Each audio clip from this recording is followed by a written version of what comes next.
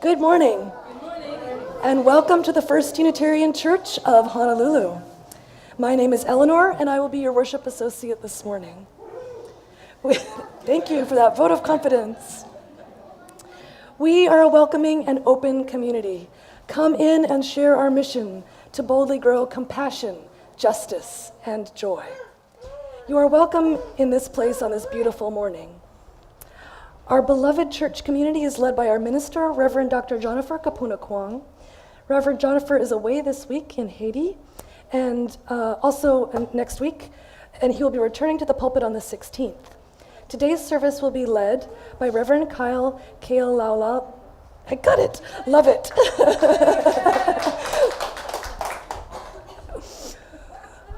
Welcome, Reverend Kyle. Mahalo. I get so excited. Okay, so Reverend Kyle is the minister from the United Church of Christ, and apparently, just like UUs, it's pretty rare to be raised as a UCC, and she happens to be raised as a UCC. She has been the pastor at the Church of the Crossroads, and she is now in transition to another ministry, exciting something. We will be watching her closely to see what she does. And many of you may have met Kyle because she was very active during the marriage equality work that we were all engaged in. And she also works with our church for OWL, and she also works on many other multi-faith activities. So she may look slightly familiar. If you would please join me in these words as Will lights the chalice. We light this chalice with the embers of compassion. We light this chalice with the torch of justice. We light this chalice with the radiance of joy. Thank you.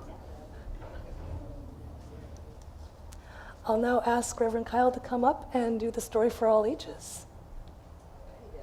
Alrighty then. Yeah. On the front cover of the bulletin and on the first slide, would you hang on to that for me? Okay then. On the first slide that we saw, there was a bee. Did you see the bee? No. So turn around and look at some of these people who have bulletins. Oh, there we go. Alan is holding up a bee, and Eva is holding up a bee. The bee on the front. See those bees?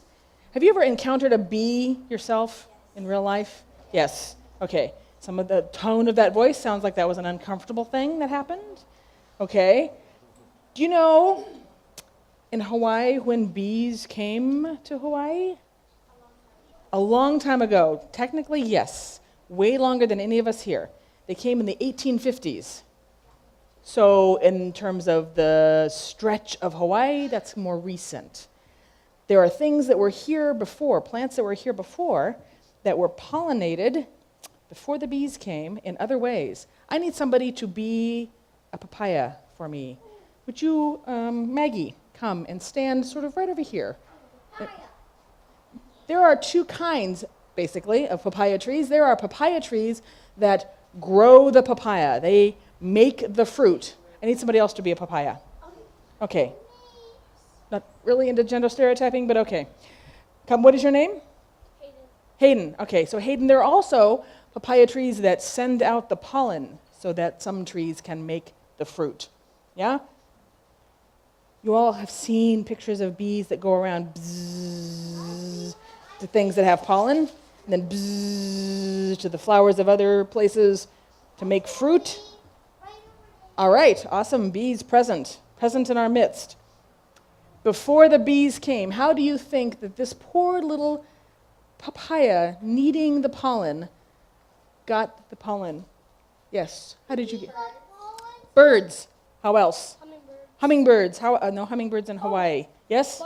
Butterflies in Hawaii. Yes. How else? Wind. Lots of wind. Can you make a W? Put your thumb and your pinky together, bend them so they're pointing at other people, and then blow them back and forth. This is the American Sign Language sign for wind. Wind. The wind can get things from here to there. Absolutely. This is hard to tell. That one's chewed on. This is hard to tell. Do you know what that is? What, a fruit? It's a fruit. Got a guess on what kind of fruit it is? Guava. No. Let's poke it and see if you can smell. Where do I know that from? Yeah. I heard lime. Lime Lime, it's a lime, absolutely. Lime plants also, trees also have flowers that need to be pollinated. They're not as good as papaya, sending out lots of pollen and needing the bees. So today we're talking about food and eating in a healthy manner. Maggie demonstrated for us being a papaya. So I invite you to, you want to be a papaya too? Braden is going to be, Braden's going to be a papaya, and Madeline wants to be a papaya. Madeline, why don't you help Braden hold that up? All right, awesome. So, now we're going to redo this. All right, so everybody help me. Everybody help me. Make wind so that the pollen can get from Madeline all the way over to Braden, even if there aren't bees. This is pre-1850. This is how papaya came to be. Thank you all very much. All right, I remind you to go be the wind that spreads the goodness in the world of food. Toodaloo. Yeah, I'll take the papaya, how about? Oh yeah, the wind blew the papaya to the ground. You are a great actor. Let's make a bridge so we can sing them up. In peace, go now in peace. May the spirit of love surround you everywhere, everywhere you may go. Go now in peace, go now in peace. May the spirit of love surround you everywhere, everywhere you may go.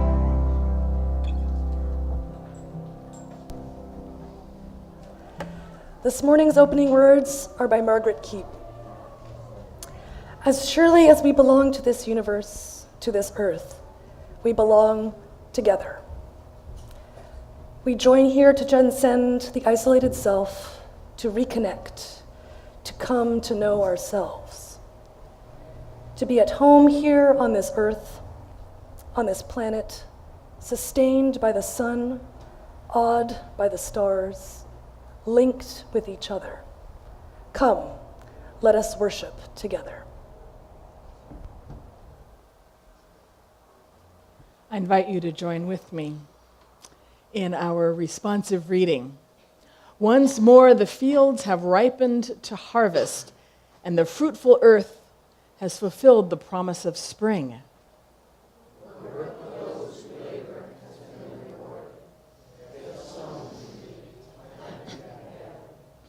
How rich and beautiful is the bounty gathered, the golden grain and clustered corn, the grapes of purple and green.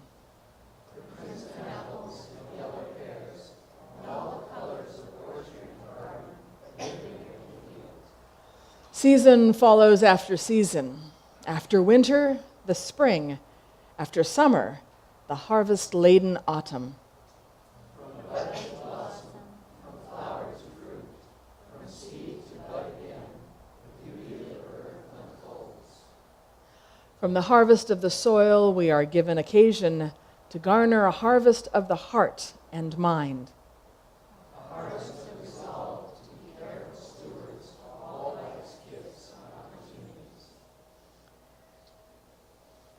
A harvest of reverence for the wondrous power and life at work in things that grow and in the soul. A harvest of gratitude for every good which we enjoy, and a fellowship for all who are sustained by earth's beauty.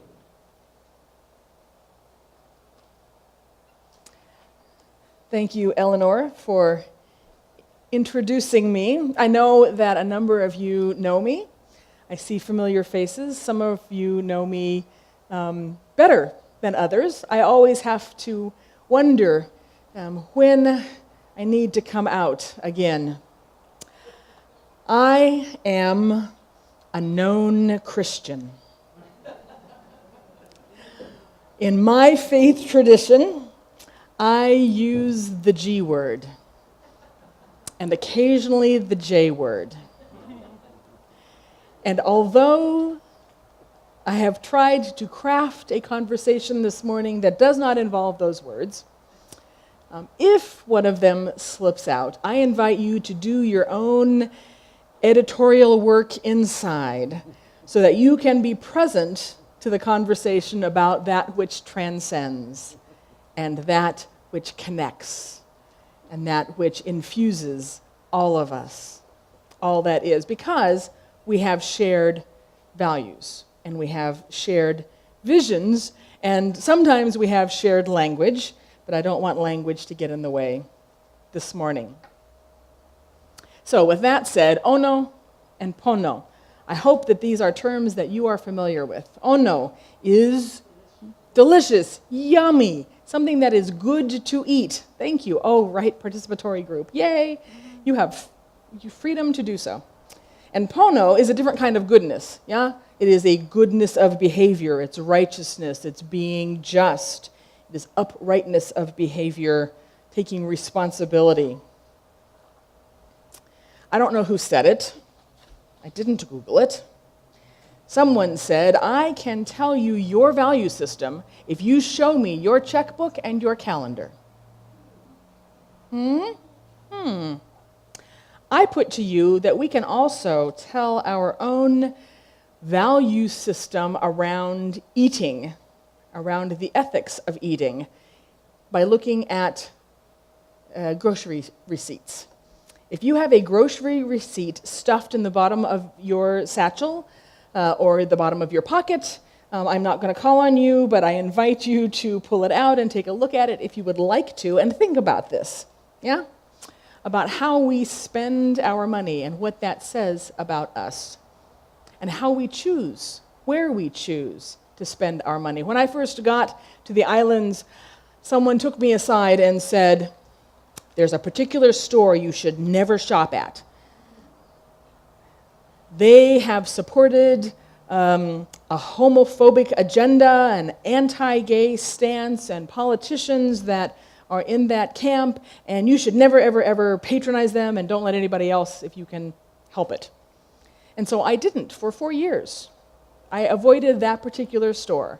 And I was walking near that store 3 months ago with a fairly prominent professional in town, and we were looking for food, and we were heading past that, and I said something about, oh, I don't want to shop there, and she said, why? And I explained what I'd been told when I first got here, and she said, okay, that's really old news. That store has been sold.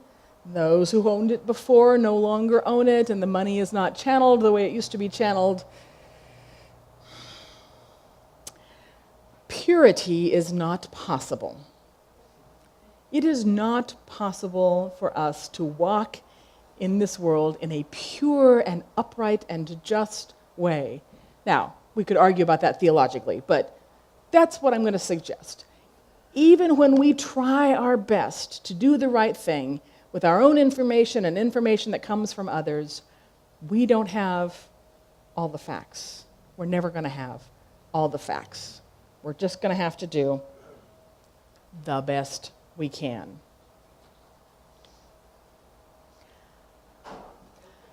I like milk chocolate. I particularly like milk chocolate with pecans. I know that what I'm supposed to eat is dark chocolate, and I've tried. I really have. I've tried all kinds. God bless, oh, see, there it is. Bless all of you who can eat dark chocolate. More power to you. Yeah, there's nodding heads, bright eyes in the room. Yes. Thank you for doing that which is right for your bodies, more right for your body than I am able to do for mine. These particular images of chocolate come from, where'd it go? Come from fair trade chocolate. Yeah? It is possible to eat milk chocolate or dark chocolate, but to make choices about where the chocolate comes from that are better choices. I'm going la la la inside of my head because I saw as I came in that you have a chocolate extravaganza coming. So I'm not talking about where you got your chocolate from because I'm not, but we get to choose, right? We get to do the best we can with the information we have. Because chocolate, yeah, the child slaves are still being used to work and harvest in Africa, the beans. despite the protocols and the world agreements from 2001 and 2008 and forward. So paying attention to where your chocolate comes from. There's better chocolate, dark chocolate, and there's other better chocolate. But you don't have to go as far as far away to African chocolate. You can even get things that are good for us right here. This cheese is from the Naked Cow Dairy in the Waianae. We can make choices about things we're going to eat, for those of us who eat cheese, things we're going to eat, and choose producers that do right, that are more pono in their production, both for the animals and for the labor there.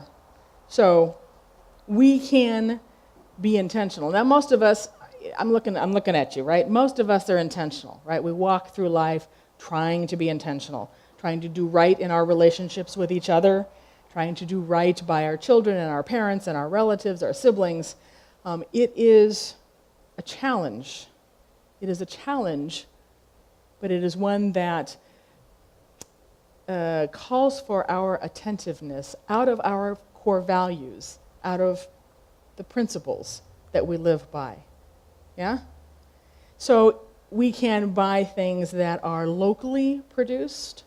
We can buy things that are produced well and in cooperation with those in community. There is a olive honey spread from a Koinonia farm that is in partnership, a Palestinian partnership that, at least according to their website, has high ethical standards about all of the relationships.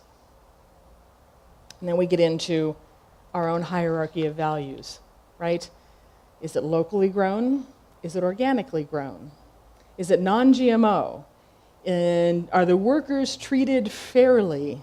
Yeah, is it ethical, the way the food came to our mouths? This is not about shame, okay? So this is not about like vegans being better than vegetarians, being better than carnivores and omnivores lumped together. This is about, and this is not about, I shop at Foodland because Foodland is a locally owned store and the money stays here and Safeway goes off island. This is not about me versus you. This is about us individually thinking about the impact of what we do. When I was 16, I went to Central America on a medical aid program. And I didn't have language for it then, but what I saw and experienced where I was that what I, as a North American consumer, chose made a difference in the lives of these folk out in the middle of nowhere in Honduras, where bananas are produced. What banana choices I made in Danville, California, impacted their lives.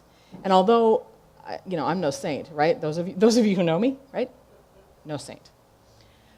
But what that made me do from that moment on is to try to be more attentive to how my choices, my pono choices, my ethical choices around eating affect others. It also brought to my attention, and has more recently, that the choices we'd like to make are also influenced by what is possible. Yeah, how come the organic stuff is so much more expensive than the cheap stuff? But it means that some days we make a choice for what we can afford, and some days we make a choice that helps the planet just a little bit more. Now, UCC and Unitarians, there must have been something in the air in 2011, because nationally, the Unitarian Universalists adopted a statement of conscience on ethical eating. There's a whole curriculum. You could go to the UU website. There's all kinds of drill-down things. It's fascinating. Lots of theological and philosophical material and worship resources. Same year, 2011, the United Church of Christ General Synod also adopted a resolution, mindful and healthy, faithful eating. If you're looking for resources, those would be great places to start, those two websites. But you don't have to go that far. If you wanted to, you could just Google local organic Oahu, and you would get a whole page full of information, research somebody else has already done. And I think the second link, at least on my page, the second link there is to Slow Food Oahu. How many of you know about the slow food movement? This is very encouraging. The Slow Food Oahu page has links beyond imagination. If you're looking for a particular type of food or geography to purchase your food, there's all kinds of resources there that prefer the organic, prefer locally sourced, prefer, it's not always possible. There's nowhere you can buy sort of mass-produced ground grains flour in Hawaii. It's hard. You can find some things that are ground locally, but you can't find like the flour for cooking. But you can find lots and lots and lots of stuff for local sourcing. In 2010, just before this big "it's in the air" thing, Frances Moore LePay came to Oahu. How many of you recognize the name Frances Moore LePay? Oh, so encouraging. Okay. Frances Moore LePay in the 70s wrote Diet for a Small Planet, influenced how we think about food distribution and scarcity and abundance. She came to Oahu in 2010 and spoke on Diet for a Small Island.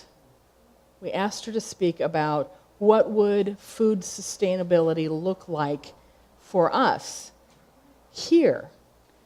And she told stories, but she also talked about what we have access to if we but ask, if we seek it out. As I said, this is not about pitting one style of eater against another.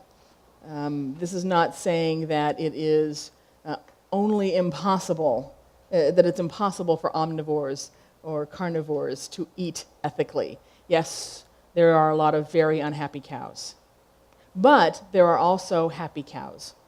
There are cows that are raised in a way, and chickens that are raised in a way, free-range or pasture-raised animals that don't have horrible lives, that do grow up. So a friend of mine, a really good friend, spent her whole life being vegetarian, sort of vegan sometimes, but vegetarian. And she had all kinds of health problems. And after really researching it, she and her physician came to the realization that what she really needed was that which her body was designed to process. She needed to get some animal-based protein in her. And so she had explained, I know, shaking heads, this was a unique story, individual story about a one person who came to this conclusion with her physician. But she was the one who explained to me, for all of her life, never eat a thing with a face, right? No faces for food. And she had to shift her thinking from nothing with a face to only things with faces and names. She said, I want to know that this animal was loved by whoever raised it, was cared for it, that the person knew it, that the animal had a great life until one very, very bad day. But that up until then, it had been raised in what we would say a pono way. Yeah. So we connect to our food, whether we anthropomorphize the relationships or whether we touch the animal before it has died, whether we grow our own foods. I submitted the title for this. You all are going to be talking about ethical eating for a month. Sounds like fun. There is a ton of stuff out there. Any talk could go any different direction. I submitted the title Ono Pono, and then doing some research, discovered that Kanu, Hawaii, had a whole Ono Pono program in October. They were focusing on eating yummy fish in a way that is better for the world, better for the environment, better for the fish populations, and better for you, the consumer. So I have, and I've consulted with our fish expert. If you all have not had a conversation with Pierre about fish, I commend to you that opportunity. You have an amazing resource in your midst. Yes, I'm throwing out of Paige because he helped me see other information. There's always a nuance, right? There's the yeah buts. There's always a nuance. It's like, this is information, this is true, yeah, but there's other information. So just for a little bit, I invite you to put the yeah buts in their cage and to think toward what it might look like, what the impediments are, yeah? Time, cost, availability, convenience, what the impediments are, and then what the advantages might be, and how we might work together as a community, like we, the whole community, you as a community, might work together. It may be that you all individually have access to something that you could share with others, share that access. If you're driving out to, what's the name of the ranch? Kola Ranch? The ranch. Koloa Ranch. Thank you. Koloa Ranch. It might be that you're doing that drive, you could bring back more for somebody else. I know of folks who have just gone in together on a CSA, a community-supported agriculture box. If you can't eat all that kale, maybe somebody can join you. There are ways that we can help each other because, as it says right smack dab on the uu.org website, in the midst of the conversation about ethical eating and justice for the environment, it says, together we can do the most good. I believe that, and I've seen you live that. There's hope for us all. Kenye Hiratson.